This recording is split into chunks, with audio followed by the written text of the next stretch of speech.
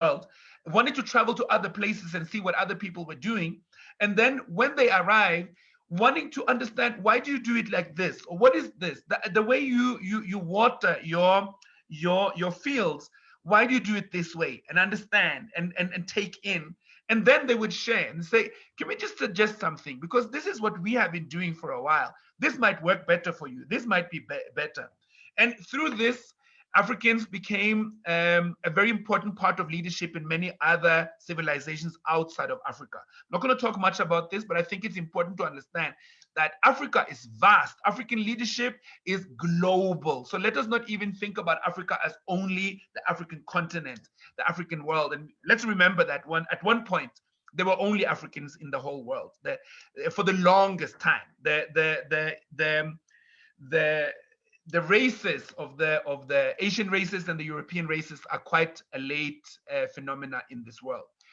So just to mention, 4500 BC, Africans were involved in creating Sumer, which is in today's Iraq, also Elam in today's Iran, also in the Indus Valley in today's India and Pakistan, also the Olmec civilization in Mexico.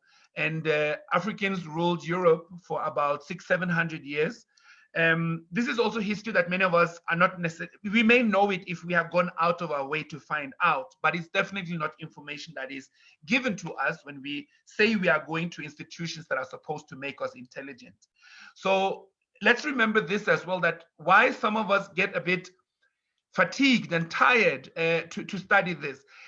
We live in a world that doesn't give you any credit for knowing your history. There's no job, there's no payment, unless you are hired as a researcher on this particular history, it's not going to work for you or improve your CV or anything just because you know your history. And maybe because we are so busy trying to get jobs and trying to survive, that it almost becomes a bit of a luxury to many of us to take time to sit and study who we once were. But as I'm saying, it is critical. I'd just like you to take a look at this picture. I normally take some time to ask people, where do you think these people are from? But I'll just say it I'll start with the left. Those children are from Malaysia. The little girl who's smiling, she's from India. The woman beneath her with the hijab is from Yemen. The brother who's sitting is from the Philippines. The Baba at the back there is the original Hebrew. The statue head that you see under him is the big African statues that you'll today even find in Mexico. I mentioned the Olmec tradition. And to the right is a brother from Iraq. These are all people that if you visit them and you say, where are you from? They will say the name of the country that I just said now. They will not say that, yeah, my grandfather, they will see themselves as original inhabitants of that part of the world. And this is important for us to know, because CNN will never tell us this. BBC doesn't bring us these documentaries. We need to understand that we are a global people, not just small people who are sanctioned into a small place. I wanted to now say a little bit about Africa's fall. And the reason I want to talk about the Africa's fall, I know it sounds completely upside down to start with the fall, but I want to cover the question that many of us have when we start to understand how vast and how incredible Africa's civilization was. The question will be, if it fell so low, how could Africa fall so low if we were once so great? And I think it's a very justifiable question. It doesn't really make sense. And I think we are aware of colonization, we are aware of enslavement, we are aware of what other nations have done to the continent. But I think it sits in a particular place in our mind. We're thinking, how could people just sit there? Why didn't we fight back? And although I'm not going to take much time to cover that part in this history or in this class, there's so many wars of resistance. So many wars of resistance, but we need to remember who began to write our history. It was not us. So obviously those who were challenged by us, those who were defeated by us, would not want to mention that as part of a history. I'm just going to mention the following slides a bit quickly, and this is just for us to all I want to do with these slides is for us to understand that it's not weakness that created the fall of Africa the way we now relate to it. It started with changes in nature. It started with Sahara drying up, once being a very fertile aspect of, or a part of Africa. And this also led to a new number of new diseases that people were weakened by. I want to just talk about Sahara for a second. So if you can imagine where on the continent Sahara is now, and how vast of a desert it is, and nothing can grow, nothing can really live there. When it once was a fertile land, it was a great land of civilization and agriculture and settlements. But when Sahara increasingly became a desert, it left the northern part of the continent very open and very weak, and vulnerable to invasions from the north. So it meant that people could come in and start, because people were very curious about us. Who are these African people? Why are they so strategic? Why are they so innovative? Why do they build such incredible structures that we don't even understand? So people were curious. They were sent to study us, to find out. And once they could come over to actually set up in the northern part of Africa, they could take over certain parts of the trade routes.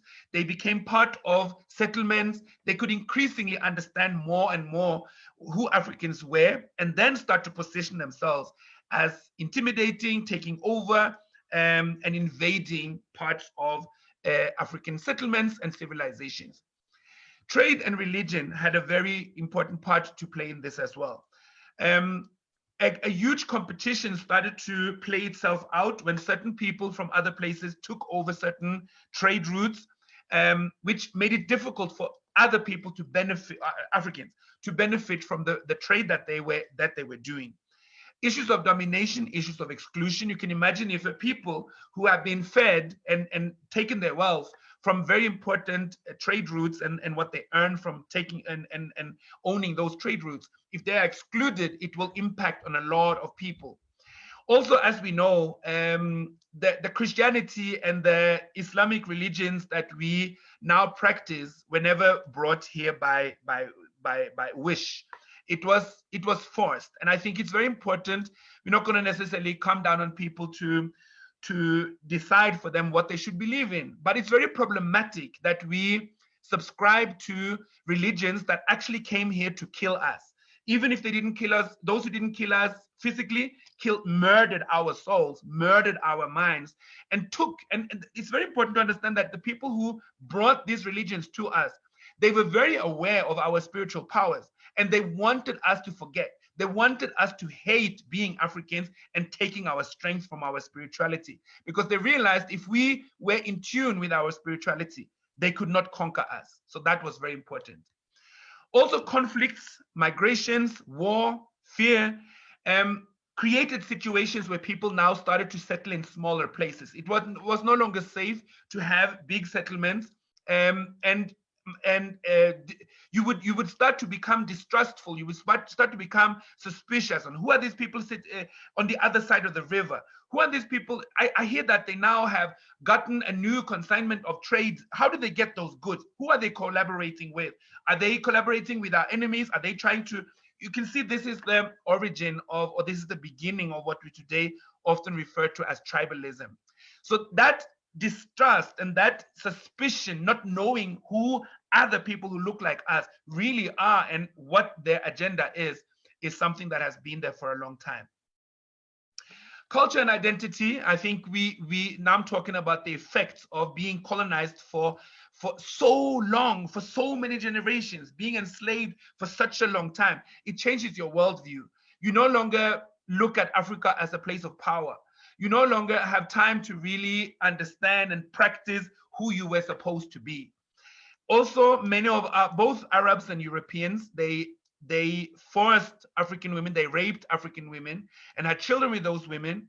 And what Arabs did differently than Europeans was that when Arab men raped African women, immediately or automatically the offspring of those rapes were considered Arabs. So they harvested more Arab people who were a mix of Arab and African. What Europeans did was that they did not include the mixed children of African women that they raped. They become, as we know in South Africa, for instance, colored is almost seen like a different race.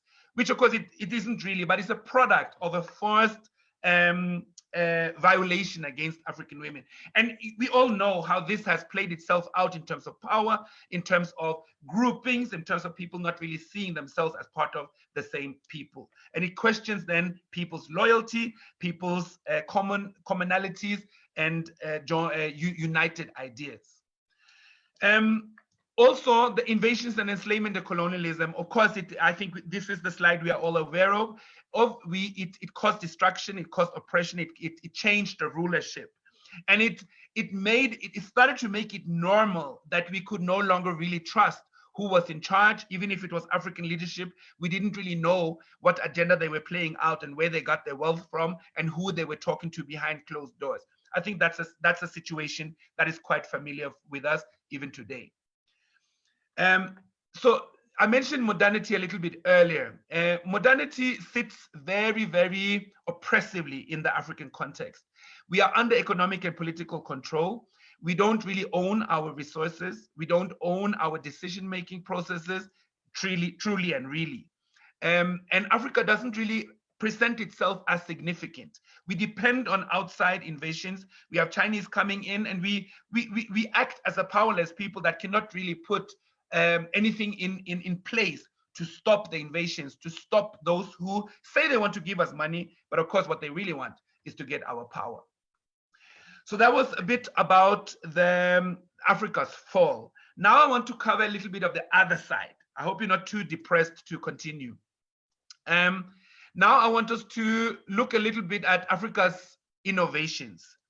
And I want us to understand how constant innovation, renewal, and imagination is the African story, not dependency. And I'm saying this in response to those of us who have this idea that as Africans, we should stay in our corners. We shouldn't travel. We shouldn't go places. We shouldn't go and stay somewhere else. We must stay where we come from. That is the xenophobic European idea, because European understanding of life is based on fear. So anyone who's other than me, anyone who's different than me is an opposition, is a threat, somebody that I need to conquer. African understanding was never like that.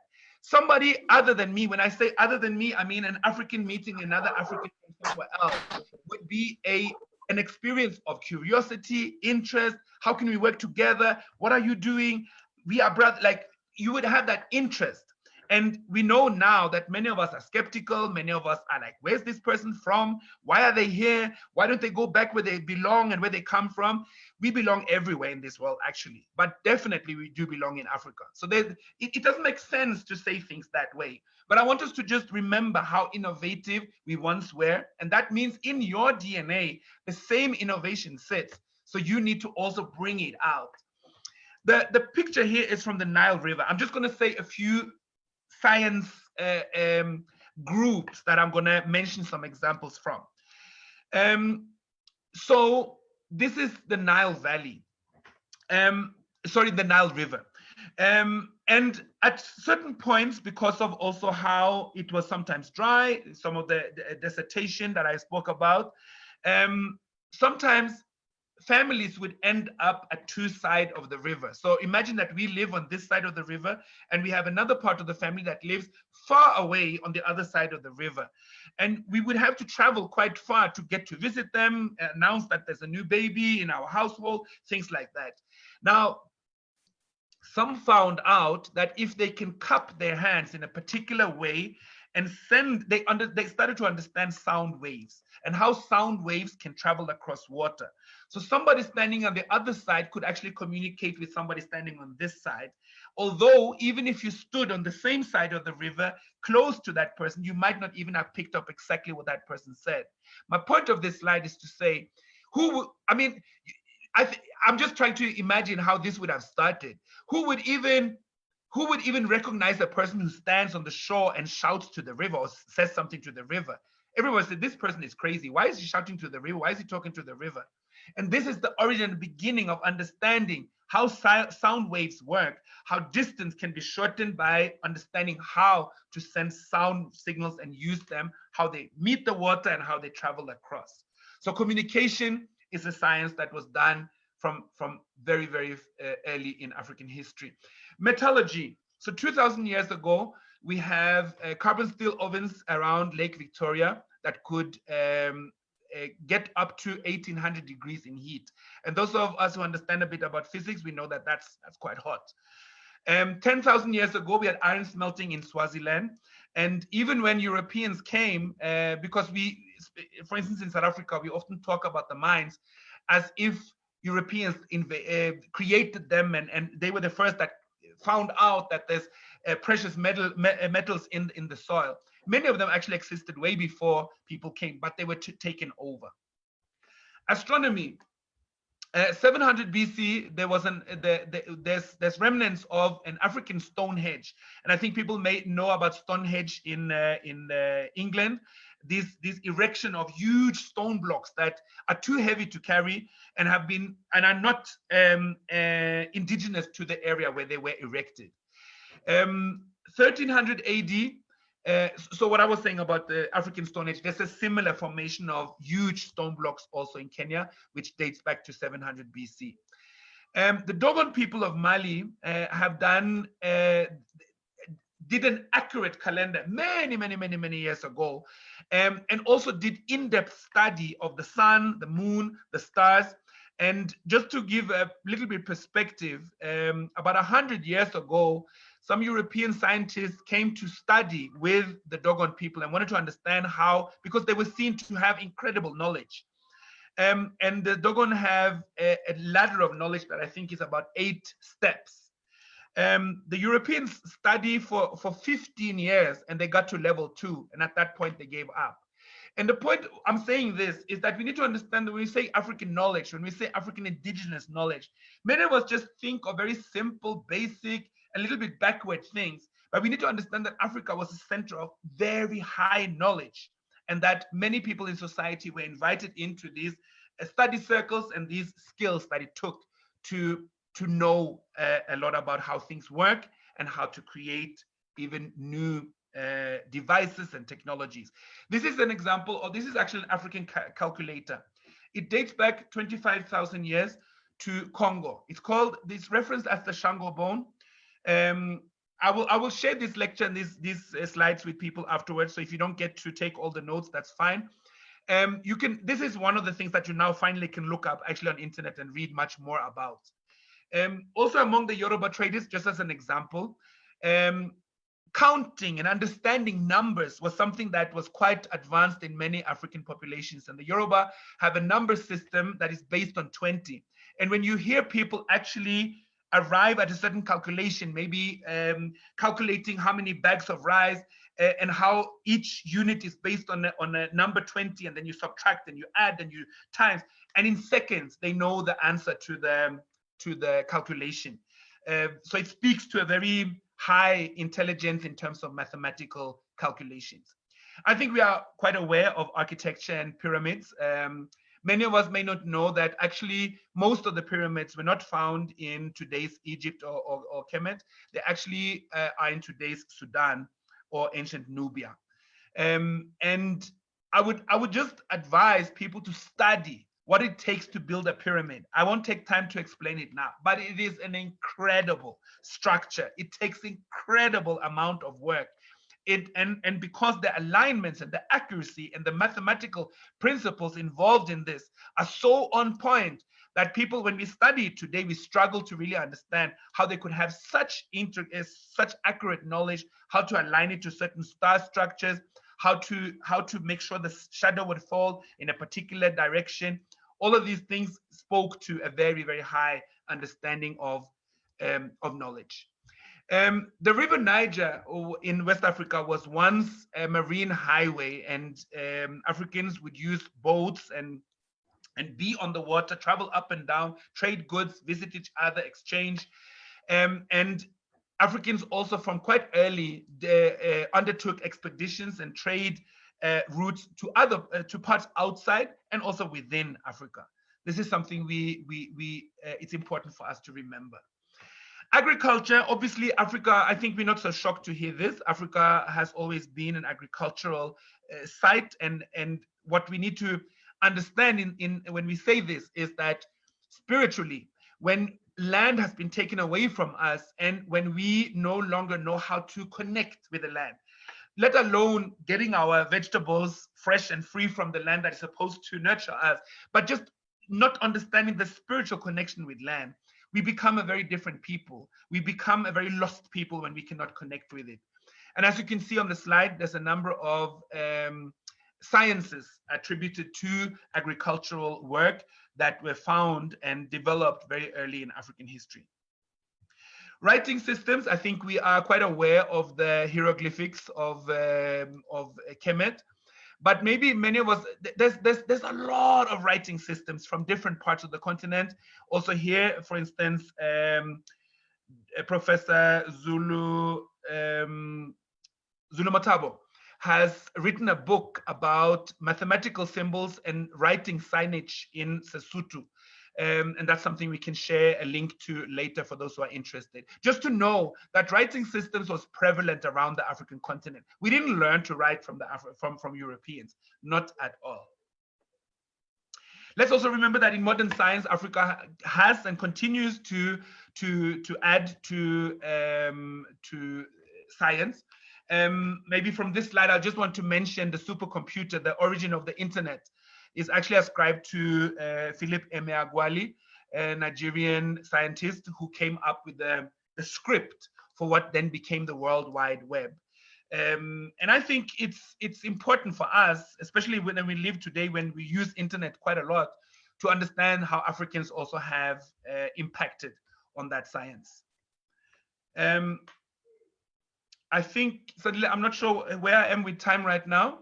Could you please update me? It's 10 to 7, so we still have... Can anyone just tell me what time it is? Can you hear me, Dr. Bababuntu? Oh, sorry, I don't hear you. 1 second. Yes, please. Can you hear me now? Yes, I can. Okay, we are at 10 to 7, so that gives us still 40 minutes. Okay.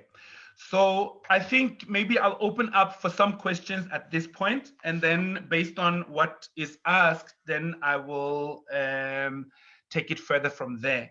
So I'll pause a little bit. I would like to invite some questions. Remember, today we are trying to set a foundation for what to understand, and I've given an outline of some of the periods in African civilizational history.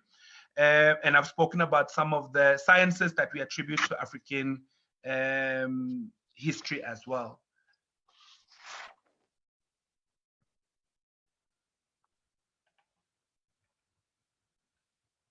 So Sandile, I'm opening up for some comments and you will guide us on how we should take them. Okay, thank you, Dr. Bababuntu. Does anyone have a question? You can just unmute your mic and you can pose the question.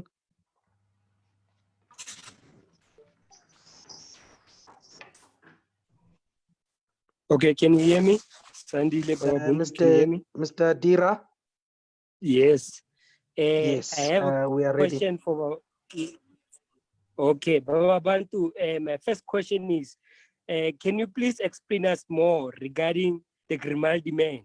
The Grimaldi Men that migrated up to Africa to form out of Africa to form the Cro-Magnon men and the Yellow Men. And another thing, can you please explain further regarding the Abyssinia that educated the Nubians and then educated the Kemetic? That's why today we call it a Kemetic, the granddaughter of the of the Abyssinian. Can you please explain on that, sir? Thank you.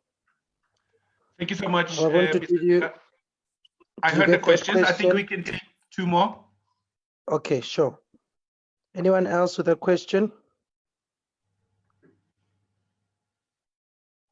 Just feel free to unmute your mic and pose a question if you have any. Good afternoon. Afternoon. Who's speaking? Sister Diane Regisford here. Greetings, Dr. Bababuntu. Greetings, Brother Greetings, Sandy. Sister Diane Regisford. Thank you so much for this offering. Greetings from the UK, Oxford. We're here. There are a few of us in number on this call, and we're very grateful for this offering. Thank you. The question I have, Dr. Buntu, is related to the comment you made earlier about about religion and that Christianity came from outside of Africa. I haven't experienced the Orthodox Christians in Ethiopia who will share with you that this is the origin of Christianity. And in fact, the Western interpretations of the religion are all based on that source. And therefore, what I have heard to date and understood from conversations with priests and others who are practicing, that Ethiopian Orthodox Christians, that is the source of Christianity. So I wondered if you could clarify that understanding in terms of what you said to us earlier, and whether there's a distinction between how you're defining Christianity as what came, to Africa. Thank you. Thank you for that question, Diane. We can take one more question. Anyone? Can I come in? Yes, please. Okay, thanks, Sandile. My name is Ralcha Jipukaba. How are you, Baba Buntu? Thank you for the good lecture. My two questions quickly. The first question is about the Maropeng site in Southern Africa, which is now in South Africa. What is your comment about it? Because I have a sense that it is not an authentic African place of so-called cradle of humanity. I've got my own observations. I'm happy that you gave us a map of Africa about the kingdoms, and you even said that there were many, many civilizations. Is it a European creation to misdirect and mislead Africans and claim that the cradle of humanity is located here in the southern part of Africa? I don't know whether this is a question, but I think it's not a question, it's more of a comment to say that your list about the important readings. I know that it was not limited, but one would have loved to hear about Amos Wilson, about the African psychology, which is the man, an African-centered intellectual who brought forth the so-called black on black violence, which I prefer it to call African to African violence within the contents of white supremacy domination. Thank you. Thank you very much to everyone for those questions. Dr. Bababuntu, I'll hand over back to you to answer those questions, and then we'll see if we have time to take another round. Yes, thank you so much for the questions. There were a few questions related to Kush and Kemet, and since we are highlighting Kush and Kemet in next week's lecture, I'm going to say much more about those two civilizations when we return next Saturday. So don't be frustrated if I don't respond so much to the questions this time, and it's just to kind of keep it in line with the topics. But thanks to Mr. Dira for opening up the question of the origin of other races. And I think some of you may be aware of Sheikh Anta Diop's masterful work on understanding history, civilization, and humankind. He has a book called Civilization or Barbarism, an Authentic Anthropology. And in his work, he talks about the two cradle theory. And in his theory, he sees that Africans are have remained a product of a southern civilizational point. So we come out of a culture that sits quite differently than the culture that we now know, that we see often in European expression. And he sees that there was a time when a number of people left the continent for different reasons, and there's quite different writings on this. For instance, Francis Cresswell-Singh has a theory that white people are descendants of those who live with albinism that were chased out of Africa at some point. Cheikh Anta Diop is of their view that it would be in the natural interest of Africans to explore and to get to know other parts of the world. And at one point, a number ended up or were based in Europe. And this is the origin that we talk about, the Grimaldi Men that later became the Cro-Magnon men. And a number of findings have been done in Europe where skeletons have been found by people that distinctly must have looked African, but have been in Europe thousands and thousands of years ago. So I think I will also bring out, I was thinking that I will send out a little bit of a reading list to those who are interested. And that's one thing that I wanted to cover as well, part of Cheikh Anta Diop's writing on how races have developed. I think there's still a discussion around these questions, but I wanted to combine that with what was said about from Mr. Bukaba on the Cradle of Humanity. So there is this, you know, I like to call this site Cradle of Monkey Kind. And I know some people get upset when I say that, but it's based on an understanding that tries to prove that humankind actually comes from monkeys. And there is a discussion about that. There's different opinions about that. So it's also an understanding that in the Europe, so okay, let me start here. Europe has for many years fought, many scholars have fought against each other, where people come from, how many years, at what point does the Egyptian civilization start, and so forth. And we need to understand that these are very political questions, because if you agree that Egypt started early, you are also admitting that African civilization was advanced at a very high level when Europe was just walking around and not really understanding anything. And some scholars do not want to, or for a long time have not wanted to be the ones that share that aspect of history. So I think that it's a very problematic, a number of the things that this site that is called the Cradle of Humankind is based on. It's not based on African research.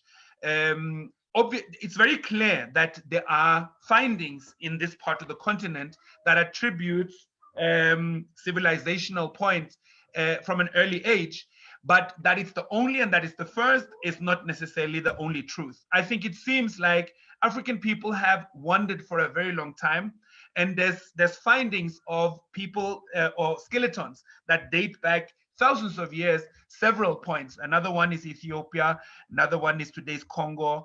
There's a number of sites where people have or skeletons and remains of civilizational structures have been found. So I think I personally, and I think, you know, I cannot say that my main studies have been on what happened in Africa hundreds and hundreds of thousands of years ago.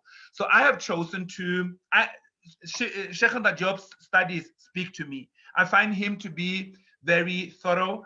I find him to be very detailed in his research. So I tend to go with what he has written, and his theory is one of several.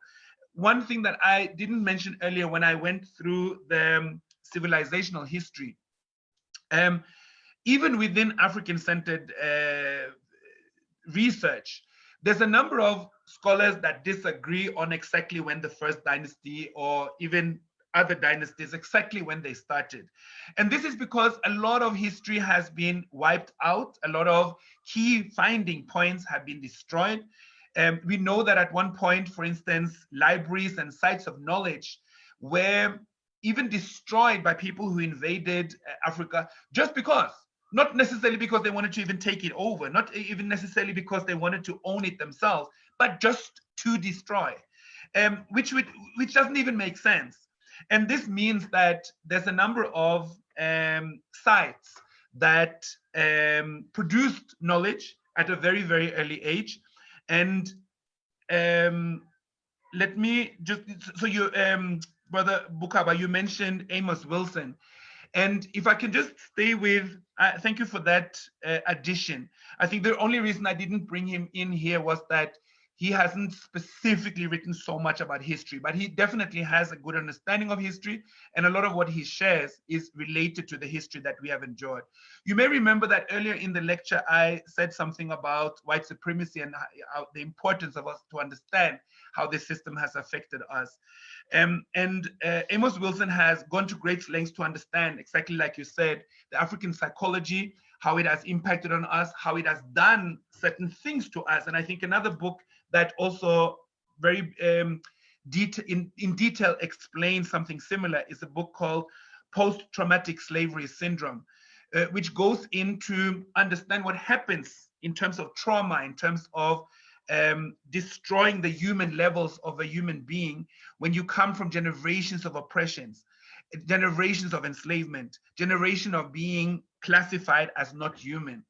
And this is why I said earlier that it is important that we understand that white supremacy is not just racial commentary. It's not just a period in time, which was enslavement. It's not just an event. It's a power structure that is hell-bent on making sure that everything in this world speaks to and supports and prolongs white power.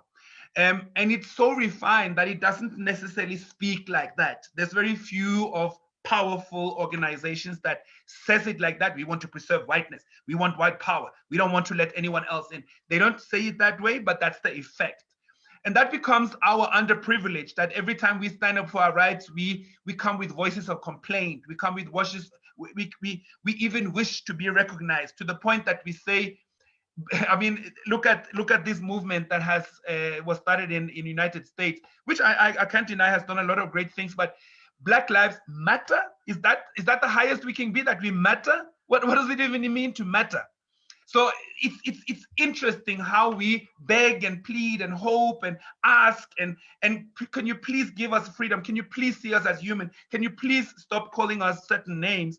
And we often then fail to understand that we are talking to a system that has absolutely no intention of relaxing, of becoming softer, of inviting us into any rooms. So this is war. And I think that's why history sits the way it does as well, that we're not supposed to go to school and learn our history. We're not supposed to actually be able to anchor ourselves in our history. We're supposed to not really know. And even if we do know, at least we're not supposed to act on it. I wanted to come to Sister Diane Regisford's question on Ethiopia and spirituality and Christianity. I will come back to this in next week's lecture, especially on the particular points on why it's seen as a Christian and how it relates to Christian religion. But I think it's important to say, both when it comes to Christianity and Islamic faith, and even to some extent Buddhism, if we read a scholar like Ben Yochanan, he has gone to great lengths to explain how spiritual systems that have come to kind of dominate the world actually stole very, very crazily from African scripts. So the understanding of a savior, for instance, or a great human being that does so much for humankind, a number of the things that sits within Christian thought is actually corrupted thesis from ancient African spirituality. And when I think, and I think we live in a very interesting time right now.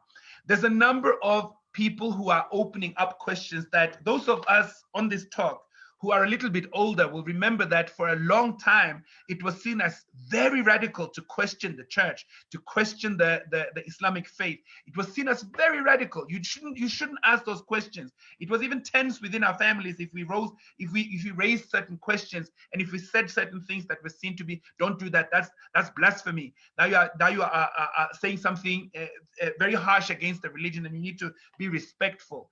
But we have finally come to a point where especially the younger generation are beginning to ask very important questions. And I see this across the continent. It's partly in South Africa, but it's also across the Pan-African world.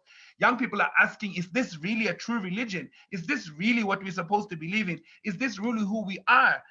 Why do we believe in a Messiah that doesn't even represent us and has justified that white people have enslaved, killed and terrorized us. And I think it is very important that these questions are being asked at this point.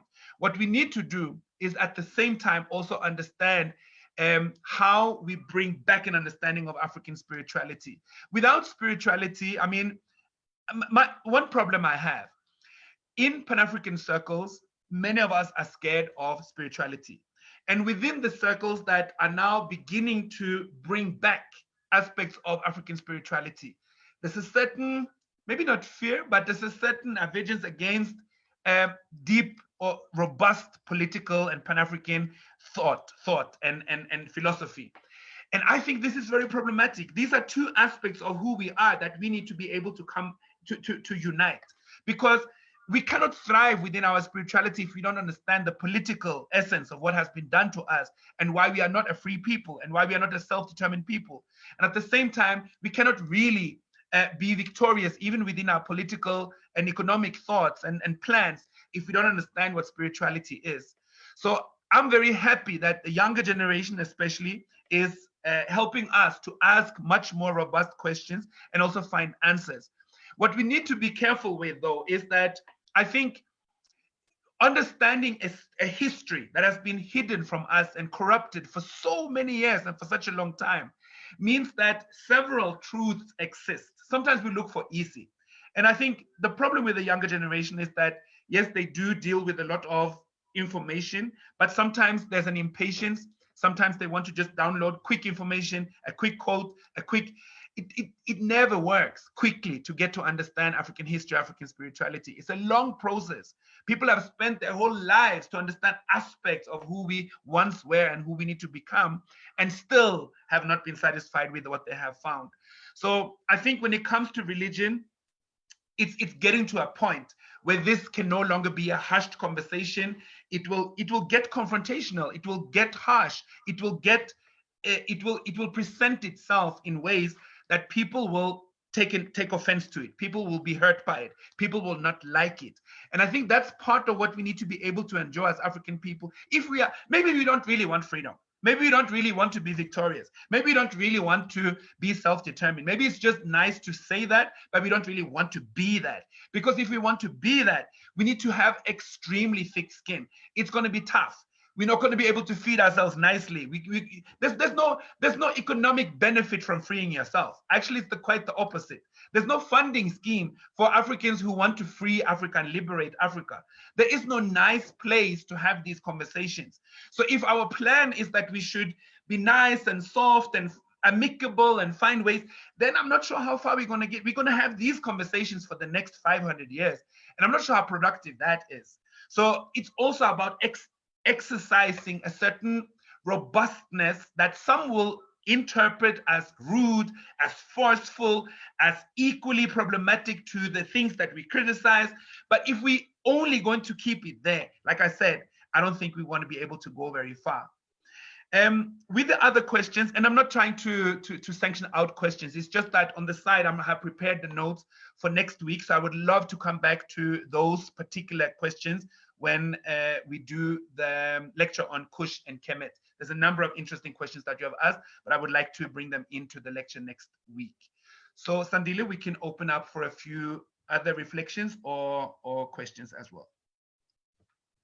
Thank you, Dr. Bababuntu. If there's anyone else who has a question, we'll just take the last bit round of questions before Bababuntu goes back and touches on Alkebulan, the birthplace of humanity. Remember, you can feel free to unmute your mic and pose any question. Greetings, everyone. Not sure if you can hear me. My name is Shina Sati. I have great interest in city planning, and I just wanted to ask Brother Buntu does he have any books or websites or any sources that he can refer me to. Thank you very much. Did you get that, Doc? Oh, sorry, and one more thing. I also wanted you to please repeat the source of the book that you mentioned, basically says that African spirituality is the source of all the traditional religions that we have, such as Christianity and Islam. Thank you. Thank you for that. Anyone else?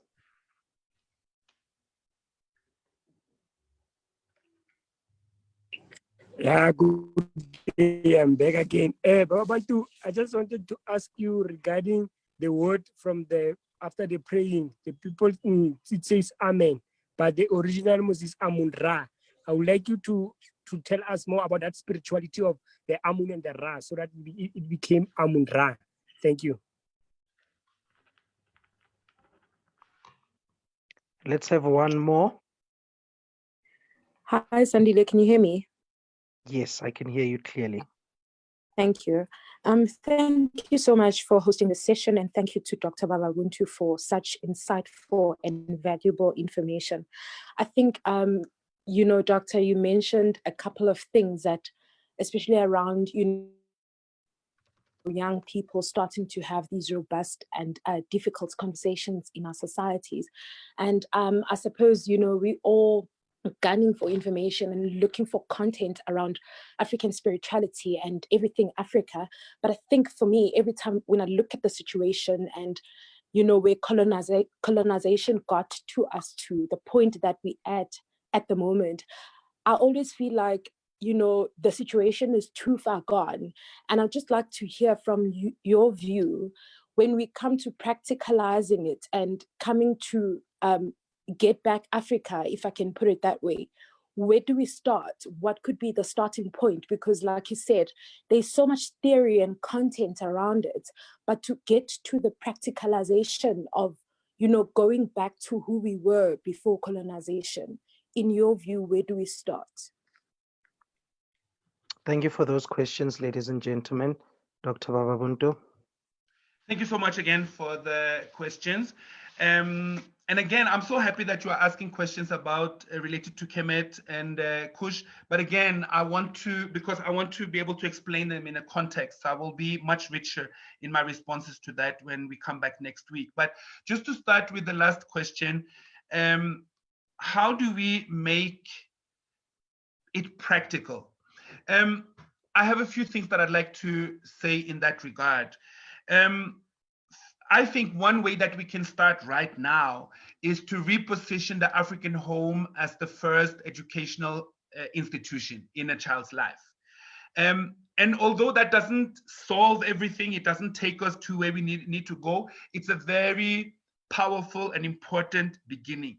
Because maybe not all of us want a school right now. Maybe we don't have the resources that it takes to build the schools quickly. So what I'm saying is that when we take control of what we want our children to learn, we are doing something incredible to our children.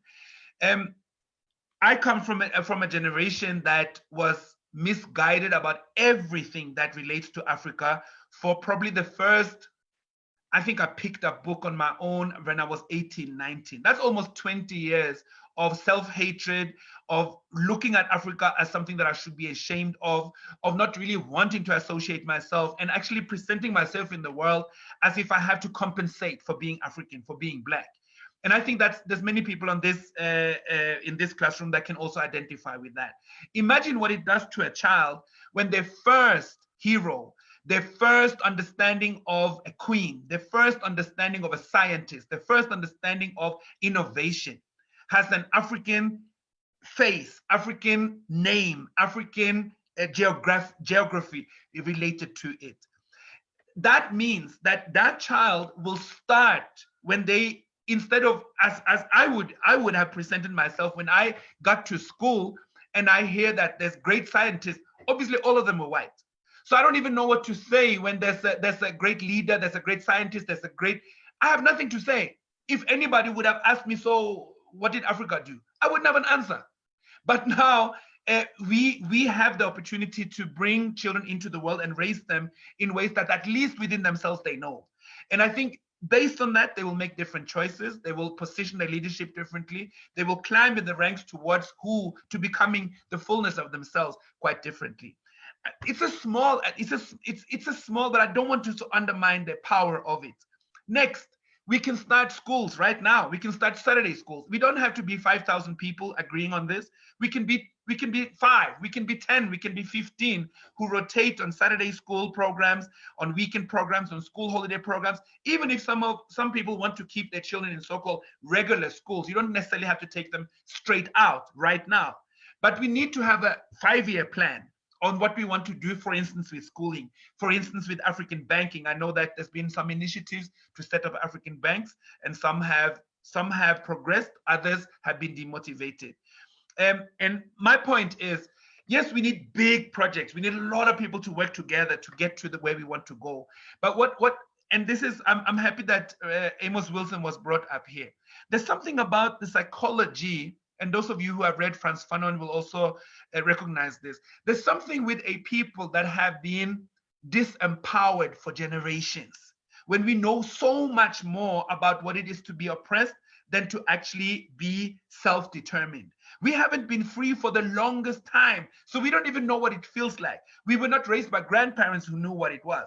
They were not raised by grandparents who knew what it was. And their grandparents, again, were not raised by grandparents who knew what it was. So we haven't known it for a long time. We haven't felt the texture of it. We haven't gotten it ingrained into our being for a long time. It's very foreign for us to be free. It's very foreign for us to really be self-determined. So what that means is that we need to walk there. I don't want to say slowly as if we should just take all the time in the world, but we need to weave the different tapestries towards it. And for me, and I'm not saying this is the only way, but I'm just sharing what I have found within our company, Ebukosini Solution, to be a very powerful way to do that, to position the African family as a site of knowledge, as a site of learning skills, as a site of changing what you do together as a family. Instead of opening up the TV and get all kinds of garbage militantly thrown into the minds of young people, you could actually have quiz. You could actually have entertaining ways of understanding African information and knowledge. You could ask people to read some books, and then you have a quiz with an interesting prize for that, for instance, just to motivate the drive. You could have discussions, you could show documentaries, you could make it relatable even for the youngest child in the family to be interested in these things. And when we begin to learn how to do that in our homes, I think it also becomes easier for us to understand what education must eventually mean. Because listen, when we say we want to decolonize, for instance, the university, or we want to decolonize education, we look at these educational institutions as if they once belonged to us and now we need to reclaim them. That is not the history. They were, from their origin, how they were pushed on us, colonial institutions. The university is a colonial institution. It was never set up for African freedom. So we can't reclaim something that was pushed on us, militantly so. What we can reclaim is what indigenous education used to be, how elders had a position with the indigenous knowledge, how parents were trained and schooled and reminded before they even became parents what their role is as teachers in the home. So what I'm trying to say is that when we understand the centrality of the family as a first step, we will start to learn what that means in terms of business, trade, political decision-making, unity, and even within the economy, and eventually the schools we then decide to make. Let me just say this as well. When I talk about bringing back the indigenous, I'm not so much talking about going back as if we should pretend we lived 500 to 1,000 years ago. That's not what I'm saying. But we need to create an African, let me call it modernity, although it's a problematic term, but you understand what I'm trying to say with it, an innovative future that is based on and rooted in our script, but obviously reinterpreted, imagined, and presented in a way that makes sense in this time and age. To the question on, so for me, just to say that's the beginning of a longer answer, to say that for me, it starts with education. We need to relearn. We need to unlearn and relearn. And education can mean, so actually when I look at indigenous culture, education is everywhere. It's in leadership, it's in spiritual practice, it's in economy, it's everywhere. So repositioning our educational power is a step forward to take on the many, many other things that need to follow. To the question on, I think the question was on urban planning and spirituality, African spirituality being the first script where one can find more information. To the second question on spirituality, I would again recommend a book called Major Western Religions. I think that's the title. The author is Yusuf Ben Yochanan, Ben Yochanan, spelled as Joch, Yochanan. You will find some information about him. They will find, I think he has a lecture on major Western religions, originally from Africa. And that's just one place to start. That's the first one that comes to my mind. I remember reading that book in late 80s, early 90s, and it shook my foundation. Like, I had an inkling that this is the truth, but I hadn't seen it presented in such a precise and detailed form before. When it comes to urban planning, I don't have one particular book that I can say, read this and then you'll be sorted. But I wrote an article about urban planning and African youth some time ago, I think about a year ago. And in that process, I researched quite a lot of articles, and I found that I could find 1 point here, 1 point there, 1 point there. So I could send a literature list if you're interested, and I can just in the chat right now write my email so that anyone who actually wants to send a question and feel that they didn't get a good enough answer as we speak right now, I'm more than welcome to send me the question there. It's info@ebukosinisolutions.co.za. It's in the chat. You can send me the question there, and then I can also, and you know, the more specific you ask a question, the more specific I can also try to find a source that you could read and that could assist you in the information that you are seeking. I don't have access to all literature that written by Africans in the world, but it's something that I have engaged with for many, many years, about 30 years. So I have some overviews on literature that can be recommended.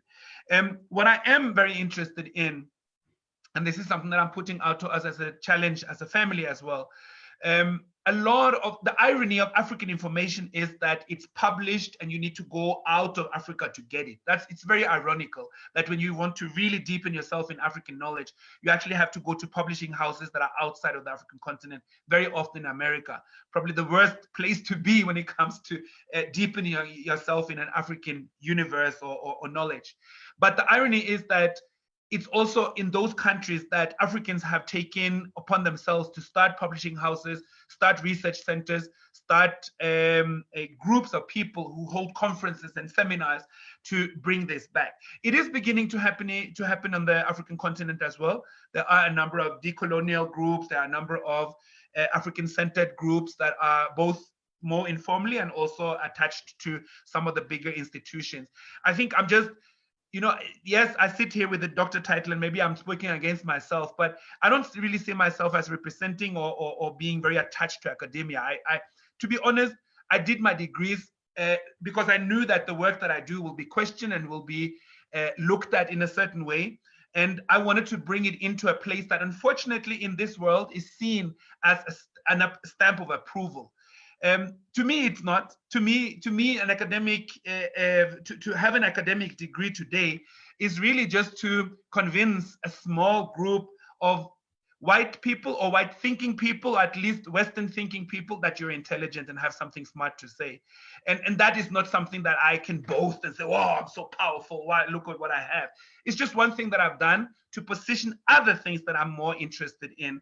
And I'm not affiliated to any of the institutions that I find actually very problematic.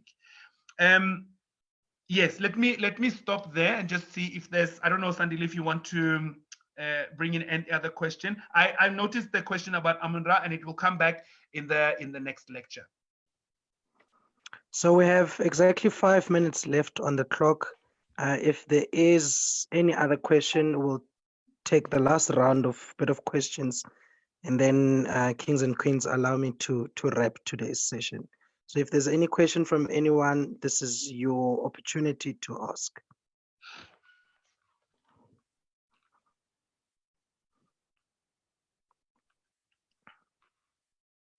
Going once. Mhm. Going twice. All right. Maybe Sandile, Yes. I can just mention very quickly that when I talked about schools and learning centers and initiatives, this is actually a very good example of how we are taking this forward.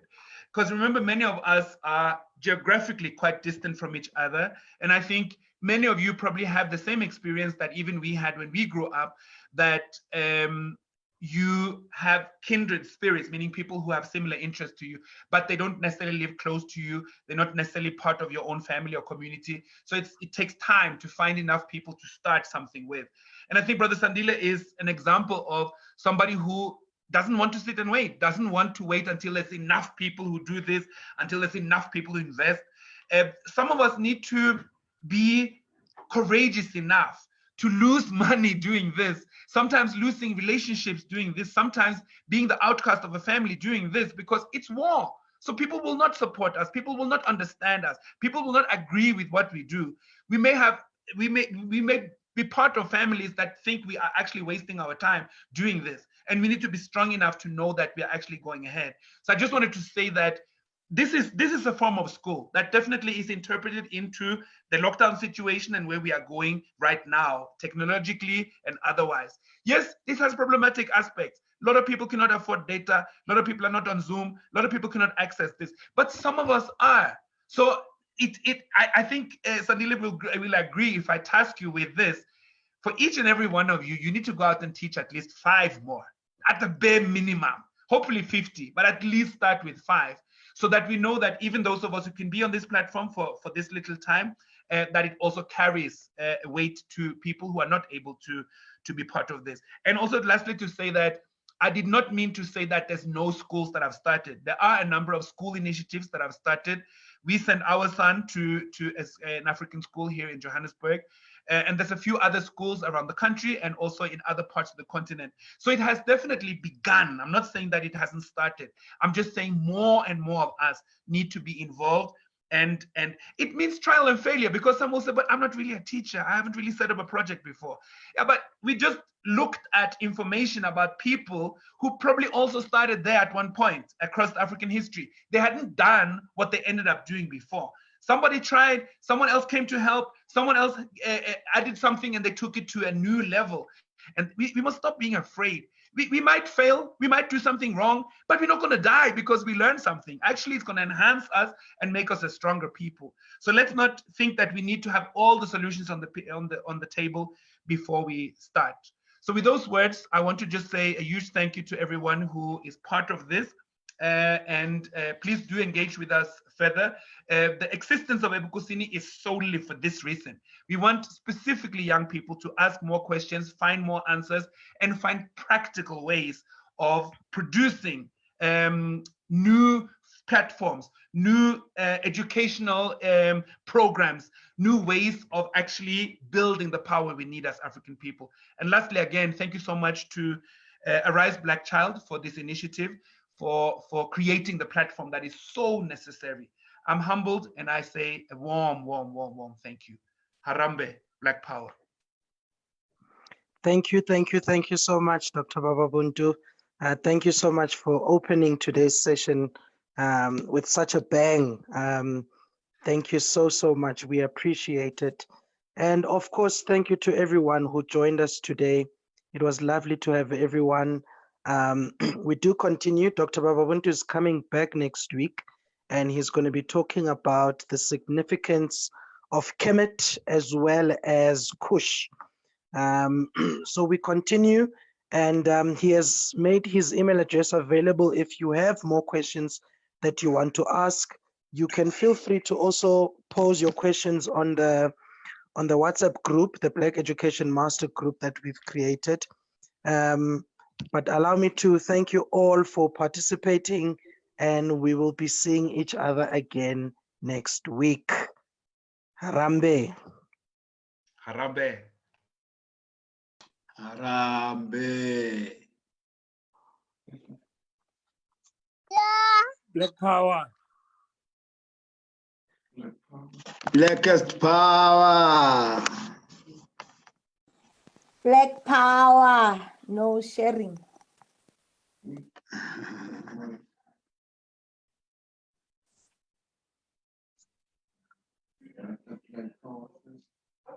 Black power. You are free to leave, kings and queens. Thank you so much. Easily too. Thank you so much to the organizers. This has been fantastic. Can't wait for next week. Thank Keep well. you. Harambe, thank you so much. Baba Buntu, Sandile, everybody. Thank you. Bye. Bye.